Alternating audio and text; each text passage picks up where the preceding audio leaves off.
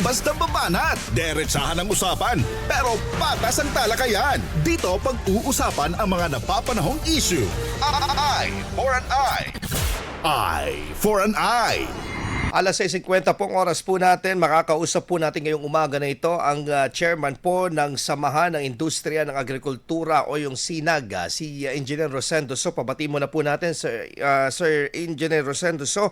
Magandang umaga po, pagbati po ninyo sa ating po mga tagapakinig, taga-subaybay. Yeah, magandang umaga, Idol Mart, at magandang umaga sa lahat. Opo. Ano po ang plano po ngayon at sa progreso po ng pag-uusap po between po sa agricultural sector at syempre dito po sa DOE sa tulong pa rin po sa ating po mga magsasaka dito po sa lalawigan po ng Pangasinan, Engineer? Yeah, so far pinapakarga na yung mga fisher folks and mga farmers sa mga container.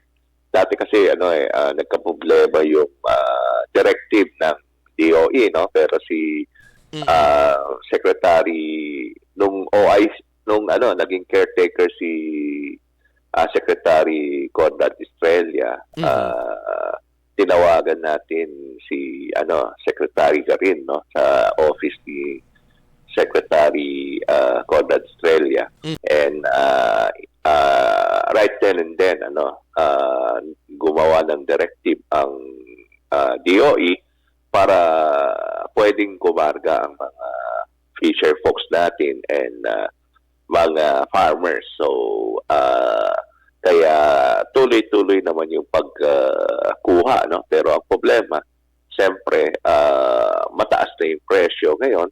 Opo. And tumataas pa yun ang isang natin na problem. So, nakausap naman natin si Secretary Kiko Laurel na immediate na kailangan ng mga fisher folks ang subsidy, no? And yun ang lilalatag ng DA. And yung sa crop naman, nagkaroon kami ng pulong with DA naman na rini-request natin sa ating Pangulo na magbigay ng around 6,000 per hectare para sa fertilizer subsidy. Hopefully, maaprubahan yon para at least matulungan ang mga rice crop naman for next season. No? Kasi cropping season, kasi pag umaani na ang ating mga magsasaka ngayon, para at least matulungan yung susunod na cropping season. Opo. Doon po sa nabanggit nyo po na subsidiya po na, linawin ko po, Engineer Rosendo, ito po is 6,000 pesos per hectare yung inyo pong hiling po na pwedeng ibigay na tulong po ng ating pong pamahalaan. Yeah, sa etong fertilizer subsidy. Yes, no? opo. Outside dun sa allocation ng fuel subsidy. Pero dito po sa ating pong mga fisher folks, magkano, ilan po ba yung pong klaseng subsidiya po ang inyo pong inilalabi dito po sa ating pong pamahalaan? I think yung initially is 3,000, no? 3,000 pesos. Hopefully, mag-umpisa na yon para at least may bigay sa ating mga fisher folks. Kung kayo po ang tatanungin po, Sir Sendong, ito po ba is sapat o kailangan pa ng talagang sustained na tulong pa sa mga susunod? Yeah, of course, kailangan, no? Kailangan na with the increase of fuel, talagang malaking impact ito sa ating mga magsasaka. So, kailangan talaga na tumulong ang government sa ating local production. Apo. Mayroon pong isang DA official ang nagsabi po, nagbabala na impact po nitong sa presyuhan po ng bigas na ini-import po natin po. Ano po ang katotohanan po dito, Sir Sendong, sa usapin po na ito? At ito ba, sa palagay po ninyo, pagtatagal pa, ahabutin po ba natin ito pong maaring medyo masakit sa bulsa? Sa ngayon pala, masakit na, pero masasakit pa ang bulsa po natin pagdating naman po sa presyuhan po ng mga agricultural products po na nabibili sa ating mga pamilihan. of course, apektado lahat. No? Yung other countries din hindi naman dito sa ating bansa lang yung pagtaas ng fuel. So we expect na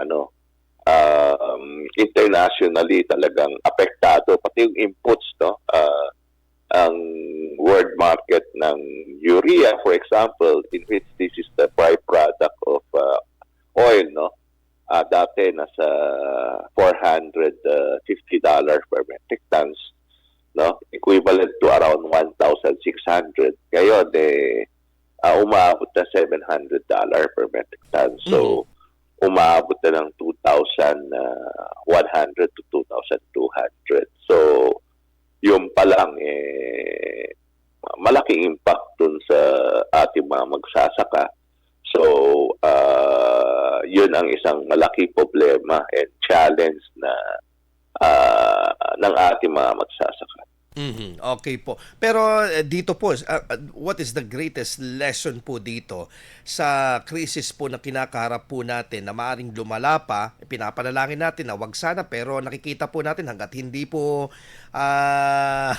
na tumitino ito pong itong usapin po between US and Iran and Israel, talagang maapektuhan po ang buong mundo. Pero ano po yung pinaka-lesson po dito when it comes into food security, Sir Sendong? Of course, kung in the long run, ang priority ng each country is yung food security ng sarili nila, di ba? So, kung umaasa tayo sa import talaga, may problema kasi kung ang food security ng each country mag-close down, no? Kasi dati naman maski nag-export ng Vietnam, nag-import din sila from other countries. No? So kung ito is each country i-prioritize ang kanilang bansa, so maoblema tayo sa pagkain. So kailangan talaga is ang ating bansa may sariling pagkain para at least hindi tayo aasa sa other countries. Okay, ang pinakaano dito, Sir Sendong, ngayon pa lang pagtuunan na ng pansin talaga. Totoong solusyon para sa problema sa ating agrikultura. Yes, Idol Mark, kailangan talaga is yung local production pa rin tutukan. Engineer Rosendo So, ang chairman po ng SINAG. Magandang umaga po, sir, at God bless po. Maraming salamat. Magandang umaga.